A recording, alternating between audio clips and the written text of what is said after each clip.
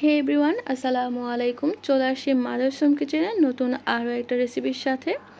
তৈরি করে দেখাবো ড্রাগন আর মিল্ক দিয়ে ইয়াম্মি একটা ডেজার্ট, যেটা কিনা দেখতে অসাধারণ আর খেতেও মাশাল্লাহ অনেক বেশি মজা।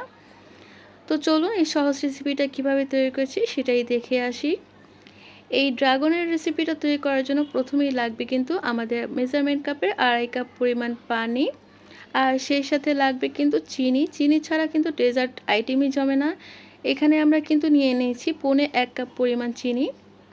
আর এই মিশ্রণটা গলিয়ে নিতে হবে। দেন হচ্ছে এর সাথে অ্যাড করতে হবে 2.5 চা চামচ পরিমাণ আগার আগার পাউডার, অল্প একটু পানি দিয়ে, অর্থাৎ 2 থেকে 3 টেবিল চামচ পানি দিয়ে 2.5 চা চামচ পরিমাণ আগার আগার মিশিয়ে দিতে হবে সেই চিনি আর পানির মিশ্রণের সাথে। যখন বলক আসবে আর এই যে এরকম একটা ছিটছিটে ভাব আসবে, এই যে যেমন আঠা আঠা আঠালো, এই দেখতেই পাচ্ছেন, তখন কিন্তু আমরা ড্রাগনের মিশ্রণটা দিয়ে দিব। এখানে কিন্তু অর্ধেকটা ড্রাগন আমরা এরকম কিউব কিউব করে কেটে নিয়েছি, এই যে এরকম করে ছোট ছোট করে। আর এটাই কিন্তু এখন দিয়ে দিচ্ছি। দিয়ে দেওয়া হয়ে গেলে কিন্তু যখন একটু কালার ছেড়ে আসবে তখন আমরা আর বেশি রান্না করব না, সাথে সাথে আমরা চুলা থেকে উঠিয়ে ফেলবো। এই যে এরকম আঠা আঠা হবে। আর যেই পাত্রে সার্ভ করবেন সেই পাত্রে অবশ্যই ঢেলে নিতে হবে। ঢেলে না হয়ে গেলে আমরা অপেক্ষা করব ঠান্ডা হওয়া পর্যন্ত। আর ঠান্ডা হয়ে গেলে কিন্তু আমরা এটাকে ফ্রিজে রেখে দেন হচ্ছে সেট করে নিব। আর আমরা যে দ্বিতীয় লেয়ারটা তৈরি করব সেটার জন্য এখন চুলা চলে গিয়েছি। এখানে কিন্তু মেজারমেন্ট কাপের 1 কাপ পরিমাণ দুধ নিয়েছি, সেই সাথে কিন্তু মেজারমেন্ট কাপের 3 কাপ পরিমাণ পানি নিয়েছি। আর চুলা না জ্বালিয়ে কিন্তু পানি আর দুধের মিশ্রণটা মিশে নিতে হবে। সেম প্রসেসে কিন্তু 1 কাপ পরিমাণ চিনি আমরা নিয়ে নিয়েছি। আর সেই সাথে লাগবে কিন্তু 3 টেবিল চামচ পরিমাণ হচ্ছে 3 চা চামচ পরিমাণ হচ্ছে লাগবে আগার আগার পাউডার। আর এই আগার আগার পাউডারটা কিন্তু চুলা না জ্বালিয়ে দুধের সাথেই মিশিয়ে নিতে হবে। এরপর মিশানো হয়ে গেলে চুলাটাকে কিন্তু অন করে দিতে হবে। আর অনবরত নেড়ে কিন্তু এই দুধের মিশ্রণটা ঘন করে নিতে হবে।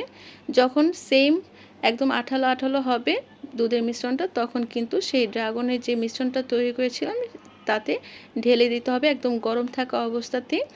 আর ফ্যানের বাতাসে ঠান্ডা করে দেন হচ্ছে আমরা কিন্তু এটাকে ফ্রিজে রেখে দিব।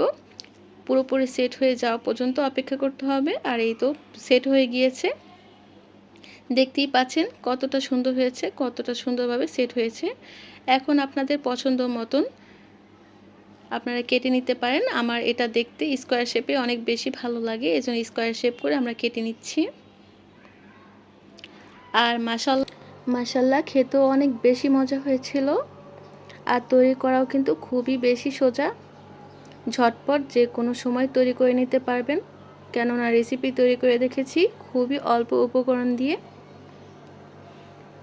তো আশা করি আমাদের আজকের এই সহজ রেসিপিটা প্রত্যেকের কাছেই ভালো লাগবে।